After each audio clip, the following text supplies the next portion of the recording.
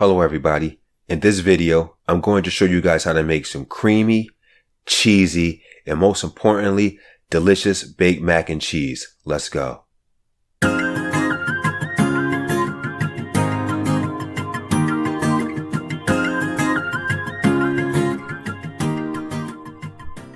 To start, you are going to need pasta, salt, pepper, paprika, evaporated milk, butter, required cheddar cheese. Whether it's yellow, whether it's white, your mac and cheese better have cheddar cheese in it as its primary cheese. 2 eggs, optional mozzarella, required Munster, optional Mexican cheese blend. And, do I have to tell you guys how to make pasta? I doubt it, but look, add some oil, add some salt, boil your water, dump your pasta in there. Seriously. However, for this mac and cheese, I'm not using any elbow macaroni. I'm using Salentini because just look what it looks like. So just imagine what your mac and cheese is gonna be like with that spirally noodle. Cook these al dente because you're gonna finish up in the oven. Now, here's a cheddar cheese I have. I have 2 boxes of this. So each of these are 8 ounces. So I have my extra sharp yellow, delicious. I have my Vermont sharp white, delicious. And I have this age reserve. I have no clue what it tastes like, but I'm sure it's delicious too. We're going to find out. Then multiply that by 2. And again, each one of those packets are 8 ounces. So, I don't know, 8 ounces times 6 is 3 pounds. Normally, I like to shred my cheese, like with my cheese grater. However, I broke my cheese grater the other day making zucchini fritters. I was just grating it way too hard. Plus, it was old. However, I wasn't going to show you guys the cheese cutting part, and I was just going to just omit this. But I wanted to show you this because this was real annoying. You see how I'm cutting this, right? This thing was just taking, it would take forever to cut 6 blocks of cheese like this. Plus, the cheese is thick, so, thing hits your wrist and your forearm. It got real after a while. So, this is for the birds to cut it like this.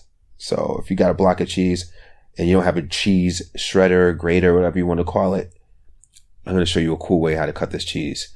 So I just kept doing this Vermont cheese this way just for the hell of it. But that was for the birds. So I did end up cutting all my Vermont cheese up. That's all of it right there. 16 ounces of it. But let me show you how to really cut this. A more efficient way to do so. So basically, cut your block in half. And then your halves, you're going to cut those in half. So you're pretty much quartering up this block of cheese. So check this out. This is cool. And I wish I could bless you guys with some dope knife skills, but I'm not that guy. I'm going to learn it though. But boom. Look at that. Just boom. Way easier. I should have timed this. It should have took like less than a minute. If about a minute. Who knows? But look at that. Boom. Bang. Bang. Bang. Look at that. So that made cutting this cheese that much easier. But I'm not going to show you guys cutting all this because that's just tedious video. But look, the cool trick. I mean, it was not really a trick. It was just an efficient way to do it. But anyway, here's my 3 pounds of cheese, my 3 pounds of cheddar chopped up. On the upper left-hand corner, I got my Vermont white. Right there, you see the yellow extra sharp. And then this cheese right here, the age reserve. I tasted the piece and that cheese is banging. That's definitely the better cheese out of all 3 of these. I'm going to make a white mac and cheese with just that one day. That cheese is good. Next, I want to slice up my Munster cheese. This is an 8 ounce package as well. I didn't have any blocks, so this is going to have to do. Now you want to check your pasta to make sure it's not overcooked. You don't want to overcook your pasta for baked mac and cheese. This is going to continue cooking in the oven. So you want it al dente. And look at that. Look at that. Cooked pasta ain't doing that. That is al dente. I don't even need to taste it. Look, you can even see in the camera. This pasta's right. So look, yep, it has a nice chew to it. Yep, I'm ready to drain this. So drain this out. After you drain your pasta, you want to add the butter. Now, I added about 8 tablespoons of butter, pretty much half of that Kerrygold you saw in the beginning of the video. I bring it back to the eye eye is off. And at this point, I want to introduce the optional Mexican cheese blend. This cheese blend gives your macaroni and cheese a very nice flavor. And I repeat, no, your macaroni and cheese is not going to taste like no damn tacos. There's jack cheddar in here, which you could just literally just put the jack instead of this. Big Hustle put me onto this a few years ago. I like using it, and I use it to this day. Next, you want to add your optional mozzarella cheese. And I like this cheese because the pull factor, the way it's nice and stringy, we all know the way pizza looks. So I like that. I like that a lot. So I add a little bit of this. I don't need to go crazy. I add about a cup or less. Who knows? Just a little bit of it. Nothing crazy. Then I mix that in as well. Next, we want to add and mix in our Carnation's evaporated milk. I'm using 1 can of this. Shake the hell out of it. You could add more than 1 can. I'm adding 1 because I like my macaroni and cheese, my baked macaroni and cheese to come out firm. But if you like it a little bit more looser, have at it. Add more. For me, 1. Then I will add my salt and pepper at this point. And I'm only going to add a little bit of salt, about a pinch of salt I'm going to add in there because that cheese is salty.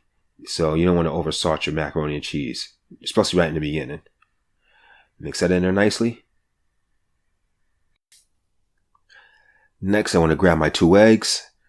I'm going to actually crack them inside of this measuring cup because I want to crack them into the pasta and then miss an eggshell. Then somebody bites into that. So crack in here so I can catch the eggshell if I get one in there.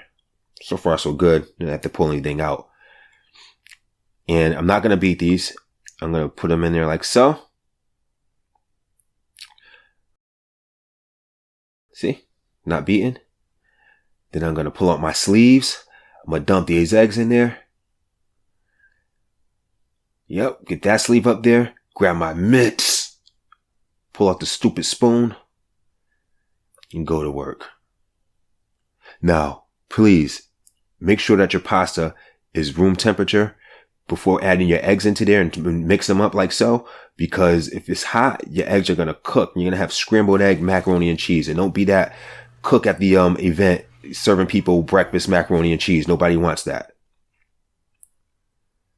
After you mix that egg in there, it's the fun part. Start incorporating your cheeses. Like you can use all of this cheese or you can use a little bit. It depends on how you want to do your mac and cheese. But this one I'm making right here, I wanted an extra cheesy, extra creamy, extra cheesy, heart attacking cheese. So I put it all in there. And if you're going to mix your pasta with your hand, please use gloves, especially you ladies with the long ass nails. Nobody wants no doodle nails or no fecal fingers inside of the pasta. Yeah, I said it. Anyway, you're going to grab your, whatever you're going to bake it in. I'm going to use this because I'm going to toss it after this. I'm not trying to clean it. And then you want to just coat the entire thing with butter. You can use olive oil, try to be cute and healthy with it, but this is heart attacking cheese. There's nothing healthy about it. So go all out. Coat this thing with butter so your mac and cheese does not stick to it. Now you have it coated. And now just dump your concoction in there. Get it in there. And again, use the mitts. Just pack it in there nicely. Remember, no fecal fingers. No fecal fingers in people's pasta. No fecal fingers in the mac and cheese. Keep it clean. And then I'm going to sprinkle a little bit of paprika on top for color. This is not going to alter the flavor whatsoever. Best believe I love paprika. That's why I added the paprika. And you'll see the color that it's going to give it. And then, optional, I'm going to give it a cheese crust. You got to have a baked mac and cheese with a cheese crust. You could do the mozzarella if you want. I wouldn't. That's why I didn't. But I would have shredded the cheddar that I had, and I would have used that, and then I would have had some jack. But I used that Mexican cheese blend, which is going to come out right. At this point, I am going to wrap it in aluminum foil. I'm going to throw it in the oven, roughly, probably a half hour. I'm just going to have to eyeball it. I'm an eyeballer. And literally, that was a half hour later. So I pulled it out. See what it looks like at this point. Yeah, that's hot. Yeah, it's ready to go. So I'm going to throw it back in there for another 20 minutes. So that cheese crust can crust. 20 minutes is up. Let's pull this sucker out. Yes, this is hot. But look at that, my friends. That looks wonderful. I see my cheese crust. Oh my God. This smells I'm just going to shut up. You want to let your pasta set for 15 to 20 minutes after you take it out of the oven so it can firm up a little bit. Because if not, it's just going to fall apart. But I let this set for 20 minutes. And I'm going in with the spatula. You're going to see what she looks like. Hit those sides. Yeah, that spatula sliding right up in there. So that butter did some work. So let's see if it sticks. Let's see if I can get one shot. One kill. Look at that. Look at the side of the pan. Nothing stuck. That's nice. You see that? No, you can't. You see that? Yes, you can. Look at her. Look at her. Look at her. That is cheesy, creamy greatness. Oh my God. Oh my God. That looks wonderful. Does that look good, you guys? I hope you like the way it looks. I'm just going to admire this for a second.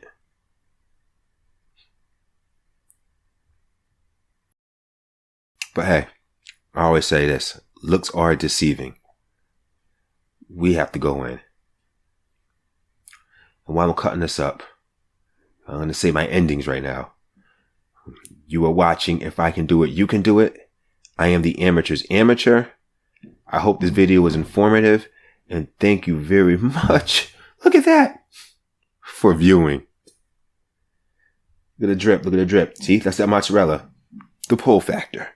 The pull factor. Look at that hanging on by his chinny chin chin. Look at that little piece just hanging on there. Yeah. And we're going to go for it.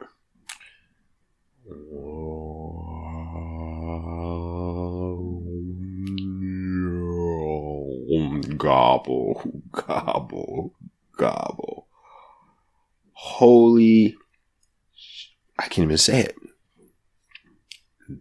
That is banging.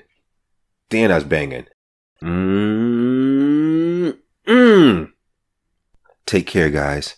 And heart attack, I'll see you tonight.